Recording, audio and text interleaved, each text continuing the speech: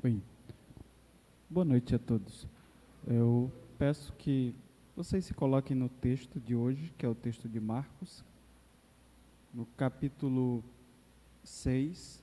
Nós estaremos fazendo a leitura do verso 1 ao verso 6. Eu peço que quem for encontrando, por favor, se coloque em pé.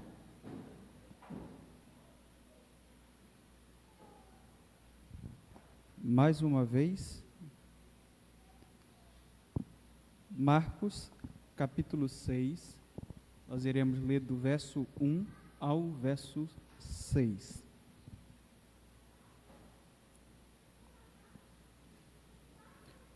O texto diz assim: Jesus saiu dali e foi para a sua cidade, acompanhado dos seus discípulos.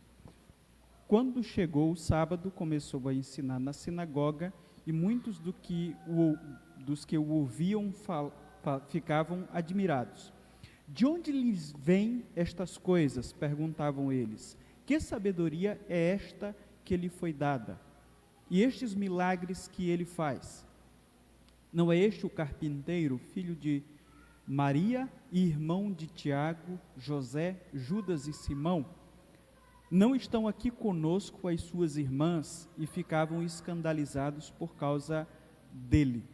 Jesus lhes disse: só em sua própria terra, entre seus parentes e em sua própria casa, é que um profeta não tem honra. E não pôde fazer ali nenhum milagre, exceto impor as mãos sobre alguns doentes e curá-los. E ficou admirado com a incredulidade deles. Então, Jesus passou a percorrer os povoados ensinando. Senhor, a tua palavra está diante de nós. Te pedimos que, por amor a estes teus filhos que aqui estão, que ela seja exposta em sua integralidade, e edifique e salve nesta noite para a glória do teu nome. Em nome de Jesus, amém. Os irmãos podem sentar. Antes da gente iniciar propriamente a exposição do texto, eu estava ali no banco, sentado, de vez em quando olhava para trás. Esse é um costume meu desde quando eu me tornei pastor. E eu estava vendo o número de pessoas que nós temos aqui, não são muitos, não são tão poucos, mas não é o número como dizem por aí, como se diga, meu Deus, que grande quantidade de pessoas. Eu fiquei imaginando o seguinte, comecei a pensar sobre um texto bíblico. Eu não sei se vocês já olharam por esse prisma, mas existe um texto bíblico muito interessante que nós podemos fazer uma correlação com aquilo que nós estamos vivendo hoje aqui, e as igrejas batistas estão vivendo, assim como outras igrejas estão vivendo nesse atual momento. Você se lembra muito bem de que uma certa vez, Jesus Cristo, tomado de ira, entrou no templo em Jerusalém e quebrou tudo. Vocês lembram disso? Jesus entrou lá, quebrou tudo, inclusive deu uma surra em uns peão que estavam lá. Às vezes a gente olha para o texto e não consegue imaginar o que significa aquilo. Às vezes as pessoas vão olhar para Jesus ali e vão pensar, mas é esse cara que é o Salvador do mundo? O cara que as pessoas dizem é cheio de amor? Observem só. Quando aconteceu principalmente o exílio que o povo foi para a Babilônia, e também aconteceu a queda do reino do norte em 722 a.C., muitos israelitas foram espalhados pelo mundo. Como eles tinham o costume de cultuar ao Senhor no templo em Jerusalém, e esse cultuar precisava muitas vezes de oferecer um sacrifício, alguém teve a brilhante ideia, foi uma brilhante ideia, de fazer uma espécie de fazenda para vender os animais para aqueles israelitas que moravam lá do outro lado do mundo e precisavam sacrificar a Deus no templo de Jerusalém. Eles precisavam, por exemplo, sacrificar um cordeiro, mas eles não tinham como trazer um cordeiro lá da cidade de Roma em um navio naquela época, mas eles precisavam prestar o culto. Então alguém teve a brilhante ideia: eu vou fazer uma fazenda para que eu possa abençoar os meus irmãos que virão cultuar ao Senhor aqui. Passou um determinado momento, que não sabemos, alguém pensou: mas esses irmãos vão vir lá de Roma com um dinheiro que não é o dinheiro sagrado, é um dinheiro gentílico. Então precisamos criar uma mesa de câmbio para poder trocar esse dinheiro. Foi assim que o templo de Jerusalém se tornou naquele comércio, que Jesus vem e quebra tudo e dá surra nas pessoas, com uma boa intenção. Partiu de uma boa intenção. Por que eu estou dizendo isso para os irmãos? A pandemia iniciou e eu me lembro que no ano passado nós estávamos totalmente sem saber o que fazer. Nós nos reunimos como liderança da igreja, decidimos paralisar os cultos, a gente não sabia o que estava nos aguardando, nós paralisamos os cultos. Inicialmente não discutimos como iríamos fazer o culto, certo é que Deus foi nos abençoando e nós decidimos aí fazer transmissões. A gente foi aperfeiçoando, depois disso temos pessoas que agora têm a responsabilidade de fazer as transmissões e tudo. Nós fizemos isso como algo do momento que com certeza iria de alguma forma abençoar a vida dos irmãos. Mas eu tenho percebido que muita gente se aproveitou disso para ficar em casa e nunca mais pisar aqui.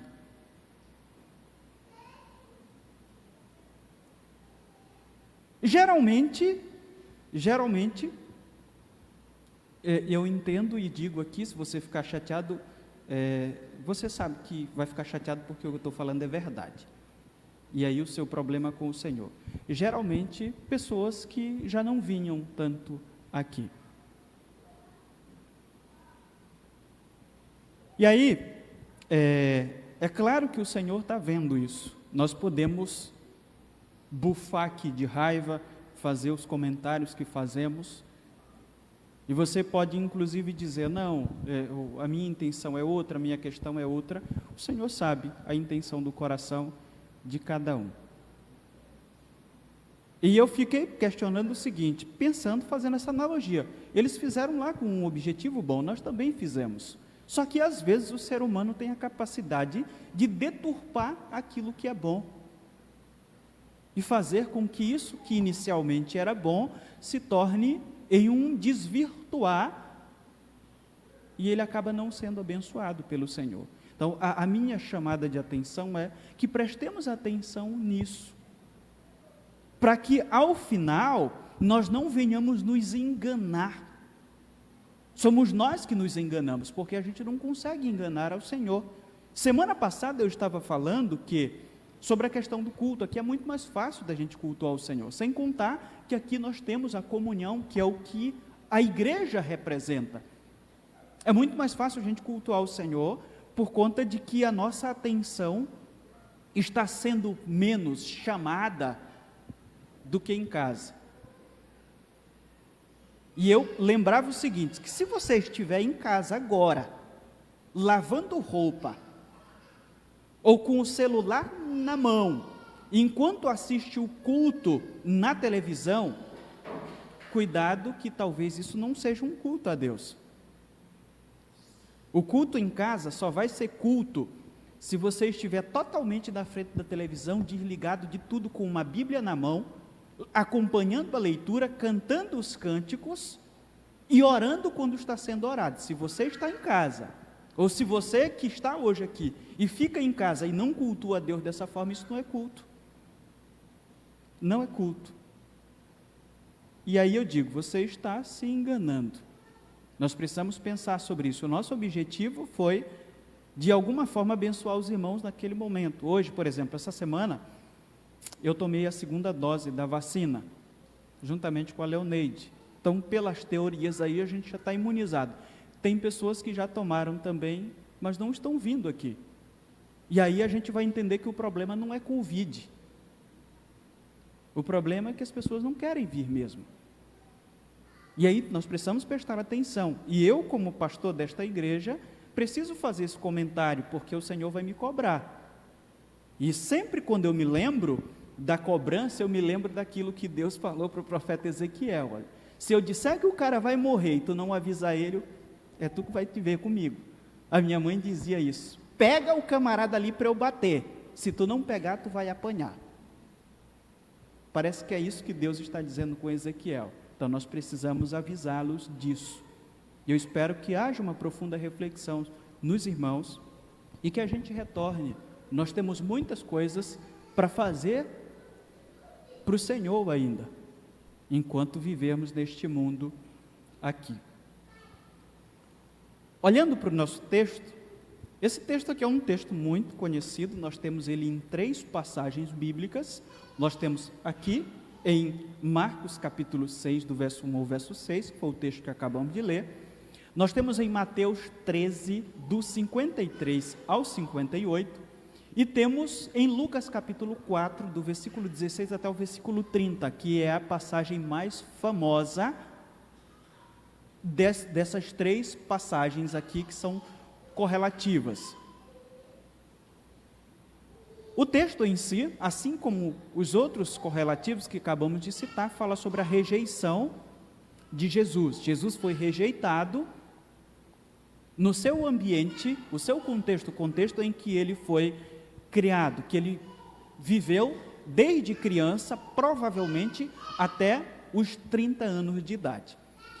Quando olhei para esse texto aqui, eu fiquei imaginando, pensando sobre a rejeição.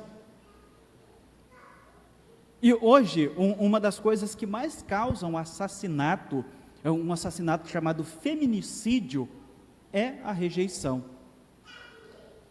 A rejeição é algo tão profundo que existem indivíduos que não conseguem lidar com ela.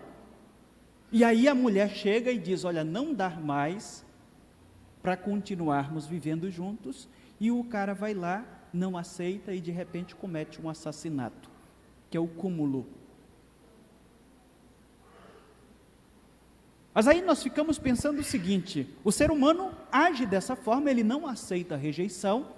Eu fiquei pensando, o que se passou pela mente do nosso Senhor?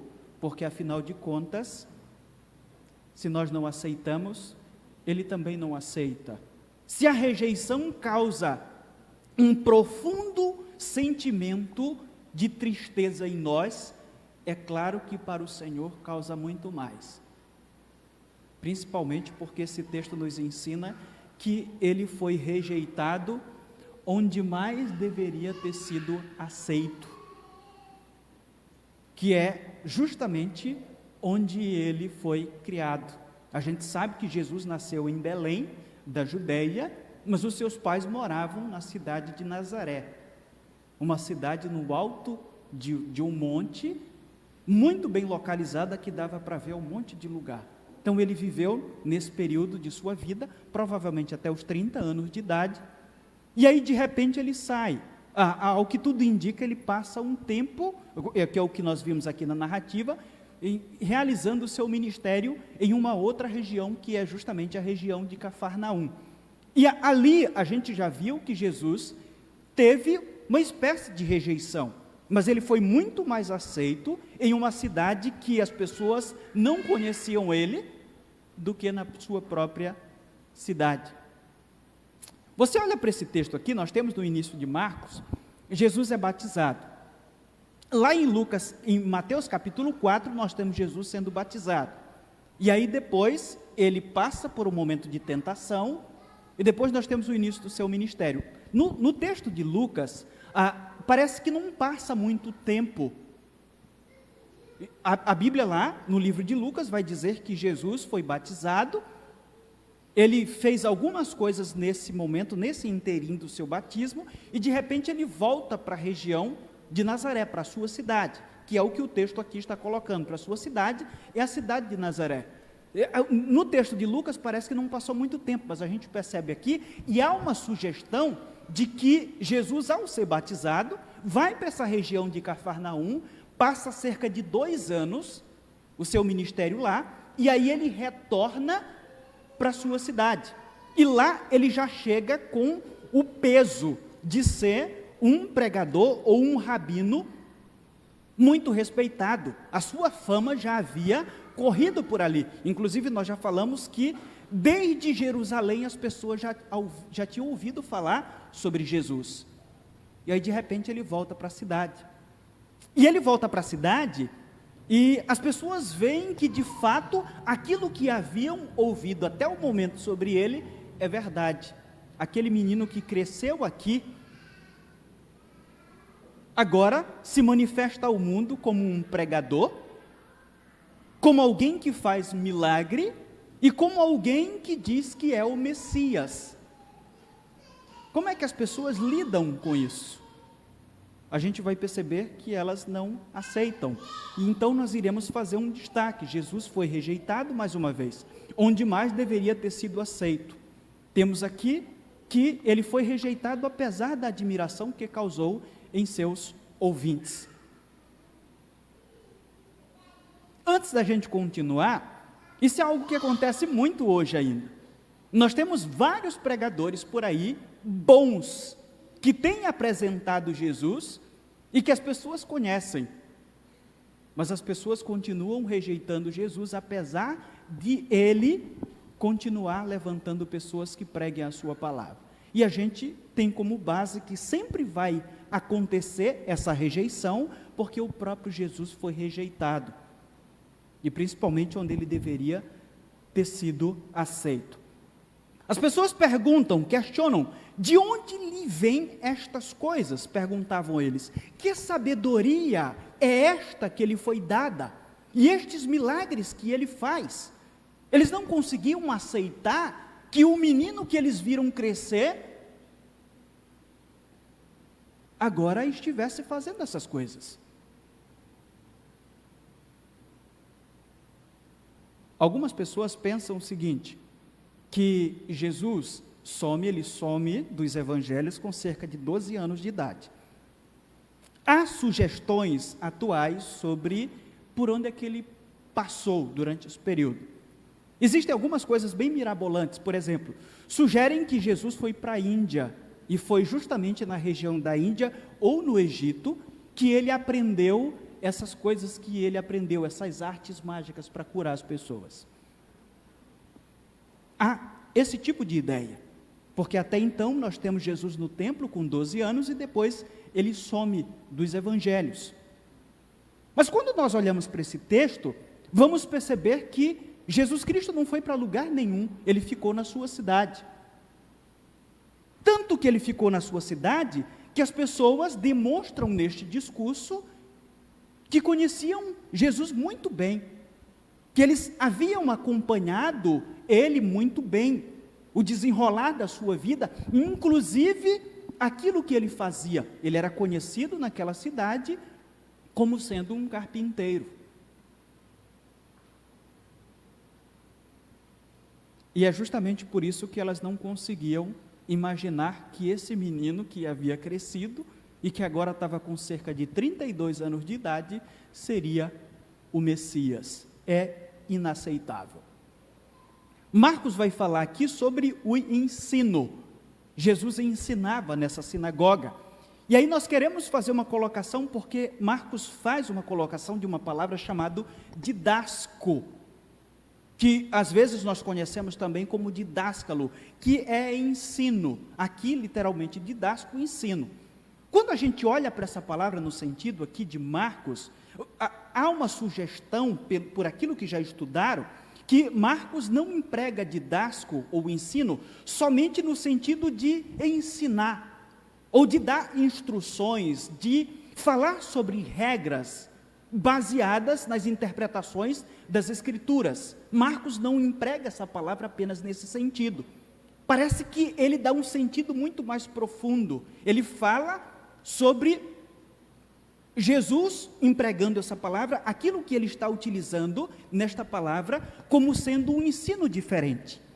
O ensino do reino de Deus é diferente daquilo que os rabinos da época faziam. Quando Jesus ensina, ele está falando sobre o reino de Deus. Não é apenas sobre uma interpretação do Antigo Testamento, como os demais rabinos faziam. Jesus Cristo fala sobre o Evangelho. Mas, além disso, Marcos vai dizer que, os teólogos vão dizer que Marcos utiliza essa palavra nesse sentido aqui, que Jesus é o próprio conteúdo do Evangelho, quando a palavra didasco é utilizada. E é nesse sentido que ele está colocando aqui. E parece-nos que é o que Lucas afirma, em Lucas capítulo 4, do versículo 17 ao versículo 19. Quando você olha para esse texto, o que é que nós temos lá? Quando Jesus chega na sinagoga de Nazaré, depois de estar com o ministério no auge, diz para vocês, há uma sugestão de que já estava há 2 anos no ministério, muito conhecido por ensinar, por expulsar demônios, dentre outras coisas. Ele chega lá e alguém ouviu que Jesus estava na cidade. Aquele menino que cresceu aqui na cidade, chegou. E todo mundo agora reconhece ele como um rabino. Então, provavelmente, o presidente da sinagoga o procurou, porque era um costume, na época, de que quando um rabino chegava na cidade, ele era convidado para ensinar ali. E Jesus foi convidado e aceitou o convite para pregar na sinagoga que ele cresceu, que ele frequentava, onde as pessoas viam ele desde menino lá. E aí eu quero que você preste atenção, você conhece esse texto. O texto de Lucas capítulo 4, do versículo 16 em diante. Indo para Nazaré, onde fora criado, olhem só, não onde nasceu, mas onde fora criado, entrou num sábado na sinagoga, segundo o seu costume, e levantou-se para ler. Diz para vocês, provavelmente ele havia sido convidado, esse era o costume. O texto não diz, levantou-se para ler. Provavelmente o presidente da sinagoga já havia convidado, e aí ele levanta-se para ler. Então, lhe deram o livro do profeta Isaías, e abrindo o livro, achou o lugar onde estava escrito: o Espírito do Senhor está sobre mim, pelo que me ungiu para evangelizar os pobres, enviou-me para proclamar libertação aos cativos e restauração da vista aos cegos, para pôr em liberdade os oprimidos e apregoar o ano aceitável do Senhor. Tendo fechado o livro, devolveu-o ao assistente e sentou-se. E todos na sinagoga tinham os olhos fitos nele. Aqui precisamos entender, quando você lê o texto, Jesus Cristo lê e senta, e você pensa, e aí? O que vai acontecer? Esse era um costume, fazia a leitura em pé, ou fazia-se a leitura em pé, e depois o pregador sentava, e ele pregava sentado. Era assim que funcionava. O texto prossegue.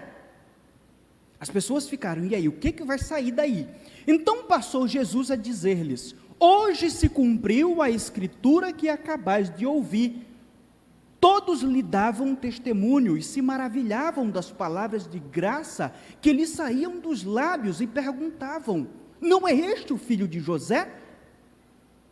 Disse-lhe Jesus: sem dúvida citar-me-ei este provérbio: médico, cura-te a ti mesmo, tudo o que ouvimos ter se dado em Cafarnaum, faze-o também aqui na tua terra. E prosseguiu, e o texto vai lá e prossegue. Esse é o texto que de alguma forma está mais aprofundado, tem uma narrativa maior sobre essa história aqui. Jesus ensina quando a gente olha para esse texto, a gente sabe, vai ter de uma forma muito clara, a Bíblia dizendo que a base do seu ensino é o Antigo Testamento. Só que não é apenas algo simples, algo comum. Jesus Cristo está fazendo a interpretação do Antigo Testamento e se colocando nela, dizendo que ele é o Messias. E é justamente por isso que as pessoas começaram, algumas ficaram maravilhadas e outras começaram a questionar. Mas esse menino a gente viu crescer. Augustus Nicodemos, falando aqui sobre esse texto, vai dizer que provavelmente as pessoas, aqui principalmente em Marcos, citam que ele era filho de Maria, e Marcos não relata que eles citaram que era filho de José, por conta de que talvez houvesse um burburinho de que ele não era filho de José, por causa daquela história de que ele era filho só de Maria, nasceu como fruto do Espírito lá, conforme nós já sabemos. Mas isso é o de menos. O que temos aqui é que as pessoas não aceitam que aquele que elas tinham tido contato desde cedo seria o Senhor. Elas não aceitam. A aplicação de Jesus foi: hoje se cumpriu a escritura que acabais de ouvir. Marcos nos diz que os ouvintes ficaram assombrados. É essa palavra grega que Marcos utiliza, assombrados ou estarrecidos por Jesus fazer a leitura e se colocar como o Messias. Isso é inaceitável. Eles perguntaram: que sabedoria é esta que lhe foi dada? A palavra que Marcos utiliza é a palavra grega Sofia. A palavra Sofia.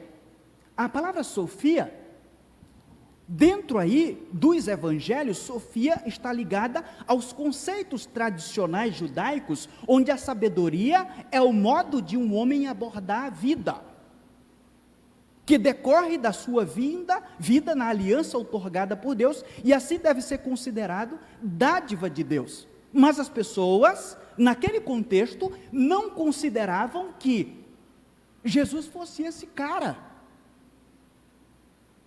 A admiração dessa sabedoria, que naquele contexto era aplicada para alguém que tem um conhecimento de Deus e recebeu essa sabedoria como dádiva de Deus, isso não era aceito por eles. A sabedoria, eles utilizam a mesma palavra, mas num sentido puramente negativo.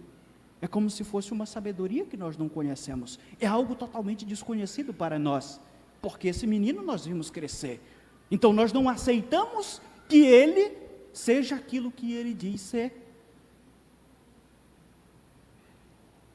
Berkeley, comentando esse texto, diz isso aqui: ofendia-lhes que um homem de uma procedência como a de Jesus dissesse e fizesse coisas como essas. A familiaridade tinha gerado um equivocado menosprezo. Não é possível que esse menino que frequentou esta sinagoga durante 30 anos de sua vida seja o Messias. Nós não aceitamos, não estamos preparados para isso. Há uma outra pergunta: e estes milagres aí que ele faz? Versículo 2, a palavra dinamis, ou que a gente disse, que originou a palavra dinamite, poder, potência, força, fortaleza. O poder de Jesus aí ao realizar milagres não objetivava apenas o bem-estar pessoal das pessoas ou dos indivíduos, mas mostrar que ele era o Messias, e ele faz dessa forma. Só que mesmo assim, ele não foi aceito. Jesus, ao fazer milagre, objetivava mostrar que Deus estava visitando os homens. É por isso que ele demonstra o seu poder para as pessoas.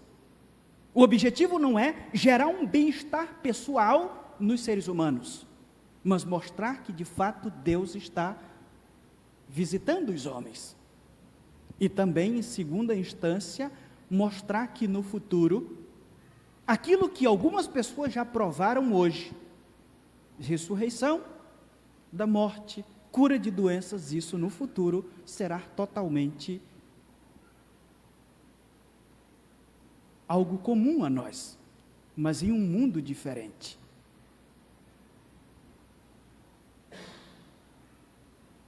Em Jesus estão acumulados os 3 títulos mais importantes do Antigo Testamento, que é o título de sacerdote, de rei e profeta. Quando a gente olha para o Antigo Testamento, nós temos a família de Arão recebendo o título de sacerdote de forma hereditária. Existia uma tribo chamada tribo de Levi, e dessa tribo existia uma família de sacerdotes, que até hoje ainda vive no contexto, no meio daquele povo de Israel, ou espalhado pelo mundo. Existia também o rei, que a gente sabe, a dinastia de Davi. Existiam os profetas. Temos esses 3 títulos importantes no Antigo Testamento. E aí Jesus vem ao mundo, e a gente vai perceber que ele detém em si, na sua pessoa, esses 3 títulos. Como sacerdote, Jesus ofereceu o sacrifício de si mesmo a Deus por nós. A gente já sabe disso. É isso que o livro de Hebreus trata em alguns momentos. Como rei, Jesus governa soberanamente o universo assentado à destra de Deus Pai. Como profeta, Jesus veio nos comunicar a vontade de Deus para as nossas vidas, conhecidas por nós hoje como Evangelho. Jesus é o maior de todos os profetas. No entanto, apesar de ter sido comunicado com antecedência da sua vinda, em Deuteronômio capítulo 18, do versículo 15 ao 19, quando esse profeta chegou, ele não foi recebido pelos seus, principalmente pelos seus. A cidade do outro lado até aceitou em parte, mas aqueles que conviveram com Jesus desde cedo e que com certeza viram que ali tinha um menino diferente dos demais, esses não o aceitaram. E ao invés de honra, ele ouviu palavras como: não é este o carpinteiro, filho de Maria, irmão de Tiago, José, Judas e Simão? A palavra que é utilizada aqui para carpinteiro é tecton, construtor, carpinteiro, marceneiro, aquele que trabalha com materiais, principalmente no sentido de madeira. Há uma sugestão de comentaristas bíblicos que essa palavra pode significar construtor de casas, o que explicaria parcialmente o uso que Jesus faz daquela parábola em si, sobre o homem que construiu a sua casa, sobre a rocha e sobre a areia. Em termos atuais, Jesus seria um pedreiro, ele era um construtor de casas, era essa a sua profissão. A depreciação que é feita aqui, dessa profissão, não estava vinculada necessariamente à própria profissão, não é isso que está sendo colocado, não é isso que essas pessoas estão pensando. Era esperado naquela época que todo rabino tivesse uma profissão, isso era natural. A acusação aí que nós colocamos, e que a gente vai ver no texto, é que Jesus ensinava com sabedoria, mas era apenas um carpinteiro construtor sem um treinamento, ou sem as credenciais de ser um rabino. Nós conhecemos esse menino, ele foi criado aqui, nós conhecemos os seus pais, inclusive conhecemos os seus irmãos, a gente sabe que ele tem uma profissão, só que qual foi a escola que ele estudou? Ele não foi para Jerusalém estudar aos pés de Gamaliel, não foi. Ele demonstra um conhecimento profundo, mas, e aí? Vamos abrir um parentezinho aqui, rapidinho. Independentemente se você concorda, se você é fã, não é esse o meu objetivo. Um dos caras mais conhecidos do Brasil hoje, no sentido de pensador, chama-se Olavo de Carvalho. Não estou citando ele defendendo a sua pessoa, mas ele é conhecido como um pensador. É um cara que tem cursos, mora nos Estados Unidos, tem milhares de alunos, tem milhares de seguidores. Segundo especialistas, ele influenciou e muito as últimas eleições com os seus pensamentos e tudo. Você pode não concordar com aquilo que ele defende. Não é essa a questão. O certo é que o cara é pensador e tem vários livros. Vocês sabem quais um dos principais problemas que o Olavo de Carvalho tem? É o fato dele não ter estudado em uma universidade. Ele não tem formação superior. E é justamente isso que as pessoas que não concordam com ele levantam. Mas o cara nem tem formação superior. Hoje nós vivemos as eras aí de doutorado, pós-doutorado, essas coisas todas. A gente percebe que alguns indivíduos que têm doutorado, a gente percebe assim, vê que a aula, o cara não demonstra conhecer nada, mas ele tem um título. E isso é algo que as pessoas buscam há muito tempo. E que se chegar um indivíduo que, por mais que demonstre, tem aí os seus seguidores, tem seguidores, influenciou eleições? Influenciou. Mas há um problema, não tem formação superior. E as pessoas o depreciam por causa disso. Eu não estou comparando o cara com Jesus e também não estou citando, eu só estou dizendo para os irmãos que esse é um pensamento das pessoas que não muda. Se não estudou, tu pode estar fazendo o que quiser, tu não estudou os pés de Gamaliel. E nós não aceitamos esse tipo de coisa. Você é apenas um carpinteiro. Pode ter até conhecimento, está influenciando, mas é um carpinteiro, não tem credenciais. No caso do Olavo, o pessoal diz que ele é apenas um guru ou um astrólogo. Depois procure lá no Wikipédia, não tem formação. Uma certa vez eu estava conversando com um colega meu, disse, esse cara não tem formação. Não estava discutindo, ele, não tem, vai lá, não tem.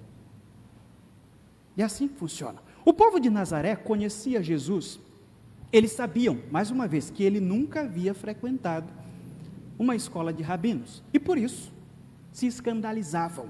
A palavra escandalizou foi traduzida para o nosso português como escandalizar, em grego literalmente é escandalizou, que é fazer tropeçar, está ofendido. Este verbo originalmente significava ser apanhado em uma armadilha. Eu não sei se você chegou a morar no interior, quando a gente era pequeno e que a fome batia, o que fazíamos? Fazíamos um negócio chamado arapuca, colocávamos arroz, alguma coisa debaixo dela, fazíamos uma armadilha e os passarinhos iam lá embaixo e ficavam presos. Existia uma espécie de girauzinho para que quando eles entrassem debaixo da arapuca, ela disparasse. Escandalizou, era basicamente isso. Eu já vi até comentários de que ela era justamente a empregada para o negocinho que disparava a armadilha. E aí depois ela começa a ter esse significado. As próprias mentes, quando a gente olha para essa palavra aqui, a gente vai perceber que há uma certa reflexão sobre ela. As próprias mentes destes incrédulos serviram como armadilha para a sua fé. Eles foram aprisionados na própria incredulidade. Eles foram aprisionados na própria incredulidade. É isso que o texto quer nos mostrar. Jesus não recebeu, mais uma vez o texto continua a dizer, os privilégios que ele deveria ter recebido. Sendo ele o próprio Deus, ele recebeu apenas desprezo, que é justamente a palavra oposta à honra, que é a palavra átimos. Ao invés de receber honra, ele recebeu desonra e desprezo por aqueles que deveriam acolhê-lo. Quando você olha mais uma vez para o texto paralelo, que é o texto de Lucas, capítulo 4, do versículo 25 ao versículo 27, tem lá, que é a continuidade, a gente começou a ler a partir do verso 16. Do versículo 25 ao versículo 17, Jesus usa dois exemplos para falar sobre o profeta sem honra. Ele usa dois exemplos muito interessantes. O primeiro da lista aí foi o profeta Elias. Ele utiliza o profeta Elias para lembrar que o profeta Elias também, além de outras coisas, foi rejeitado pelo seu próprio povo. No tempo da seca, ele foi enviado à Fenícia, onde hoje é o território do Líbano. Ele foi enviado para lá e ficou durante um tempo na casa de uma mulher que nós conhecemos como viúva de Serepta. Além de outras coisas, esse profeta era muito mal visto pelo seu próprio povo. Ele era rejeitado. E aquelas pessoas que estavam diante de Jesus respeitavam muito o profeta Elias. E é um exemplo perfeito de rejeição. O segundo exemplo que Jesus Cristo utiliza foi o do profeta Eliseu. Foi discípulo do profeta Elias, que deixou de lado os leprosos de Israel e curou Naamã, um general gentil, um general sírio. Todos os ouvintes de Jesus tinham um profundo conhecimento e um profundo respeito por esses dois profetas, e ao mesmo tempo sabiam que eles foram rejeitados no tempo que eles viveram, como profetas do Senhor, no reino de Israel. Eles lembravam desse evento com um sentimento de repulsa, mas Jesus Cristo diz: vocês estão fazendo o mesmo comigo. E eu ousaria dizer, porque é isso que o texto nos transmite, que Jesus está dizendo: vocês estão fazendo pior ainda, porque eles eram profetas, e Jesus era o próprio Deus que estava ali.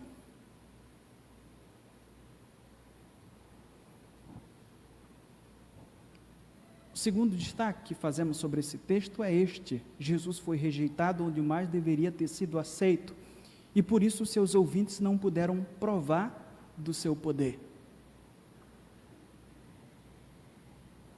Um comentário bíblico diz isso sobre esse texto. Ele diz assim: onde o Senhor Jesus deveria ter podido encontrar a maior fé nele, descobriu a mais persistente incredulidade.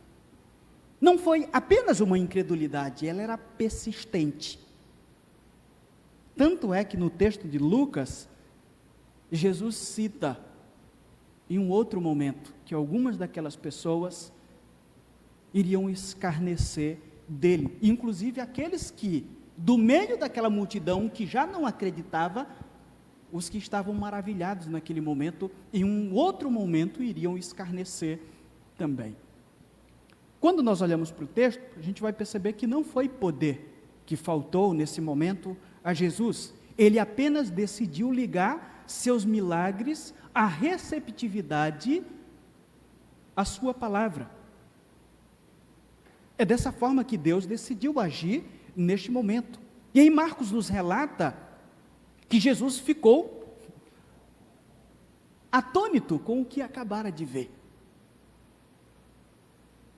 Essa é a palavra que parece ser a correspondente da incredulidade daqueles caras. Eles ficaram assombrados ou estarrecidos com aquele menino que eles viram crescer, que eles viram chegar lá nos braços de seus pais. Eles não podiam acreditar que ele seria o Messias, que eles tanto esperavam. E aí Marcos vai dizer que a reação de Jesus é esta: eles ficaram assombrados e Jesus Cristo ficou atônito. Atônito. Talvez você nunca tenha parado para pensar sobre o significado, mas a palavra aqui tem um significado semelhante ao que estava no coração daqueles homens. A palavra causa, ela se refere a alguma coisa, neste contexto aqui, a algo que acontece com você, que causa profunda admiração, ou até mesmo te deixa assombrado. Parece que Jesus Cristo ficou meditativo ou contemplativo naquela situação, na reação das pessoas. Aqui então nós temos, eu diria, que a parte humana do Senhor se apresenta nesse texto. Nós temos a parte divina manifestando aí alguns milagres. O texto diz que ele não fez, mas logo depois ele vai falar que ele fez alguns milagres. É apenas uma comparação de que não fez tanto como deveria ou como queria fazer, como fez em Cafarnaum, mas ele fez. Nós temos a parte divina, mas a parte humana de Jesus é aquela de ter ficado pensativo naquilo que ele acaba de ver em sua frente. E por isso, o texto vai nos dizer que ele toma uma triste decisão, a de não mais demonstrar o seu poder naquela comunidade. Aqui eu queria que nós meditássemos sobre algumas questões. Uma delas é que eu acredito que muitos de nós, quando lemos a Bíblia, não podemos deixar de não admirar a pessoa de Jesus. E se você admira Jesus por aquilo que você vê sobre ele nos evangelhos, eu queria que você meditasse sobre isso. Se a sua admiração ao Senhor não tem parado apenas nesse ponto. Eu apenas o admiro como muitas pessoas admiram ele. Por ter sido um grande mestre ou um grande profeta. E nada mais. Se a resposta for essa, eu apenas tenho admirado o Senhor, nós precisamos ter cuidado, para que em algum momento ele não se retire de nossas vidas. Precisamos pensar sobre isso. As pessoas admiravam Jesus, mas o fato dele ser o próprio Deus, aí daqui para frente nós já não podemos ir. Talvez se Jesus tivesse ido ali e dito apenas que era um profeta, as pessoas teriam acreditado. Mas o fato dele se colocar como o próprio Filho de Deus, eles disseram, aí nós não podemos crer. A partir desse ponto eu não posso passar. Existe muita gente que apenas admira o Senhor, mas profundamente, ou no fundo, não crer que Ele seja o Salvador do mundo, e que Ele seja o próprio Deus. Ou às vezes até crer, mas as pessoas não passam desse crer vazio.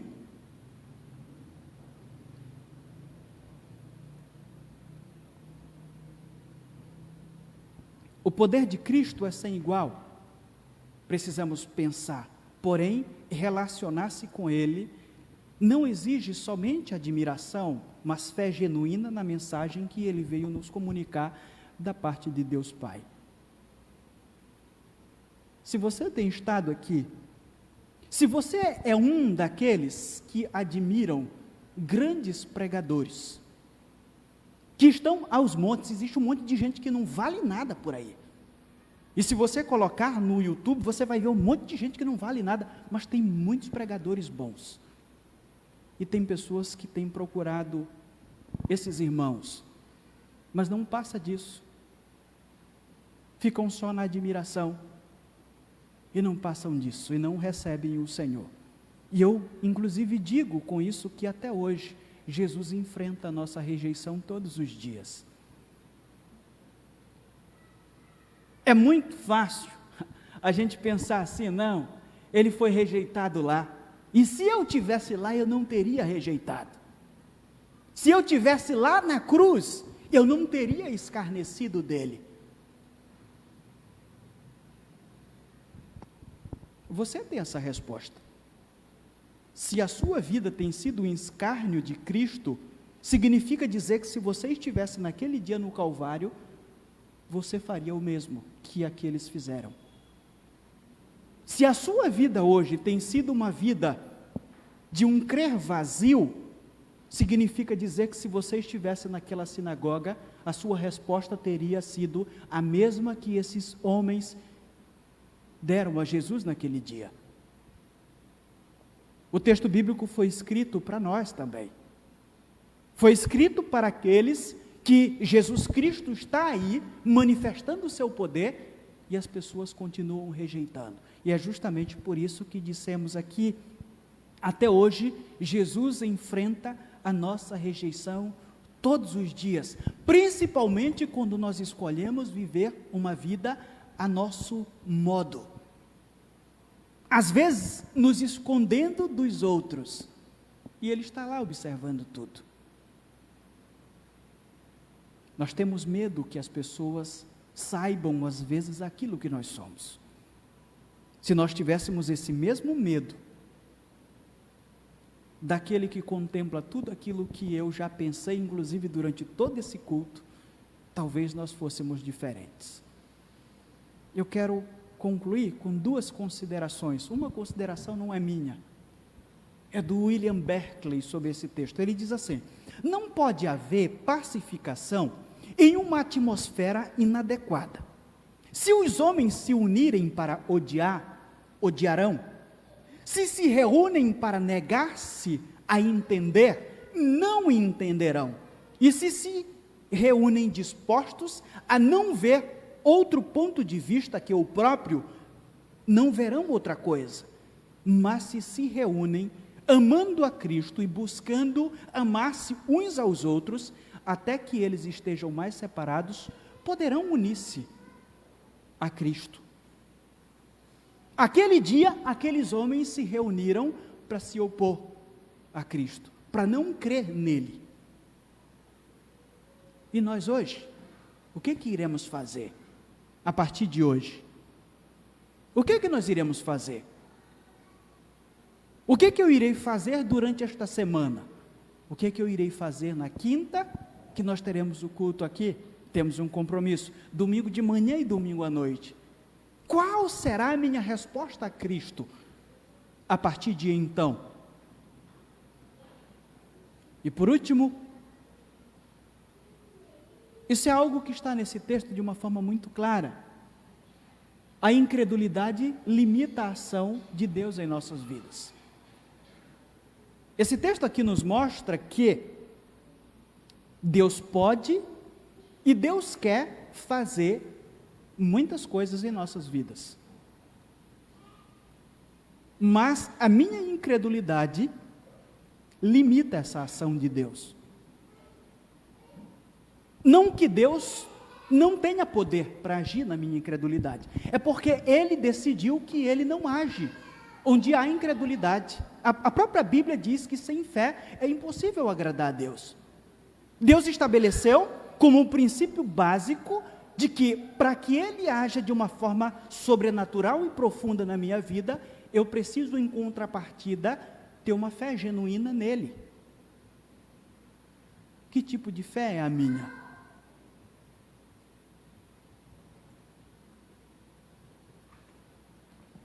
A fé de muitas pessoas naquele dia não passou de admiração. Se a minha fé se limita à admiração, ela está fadada ao fracasso. Ela não tem poder para me levar a lugar nenhum, muito menos à eternidade.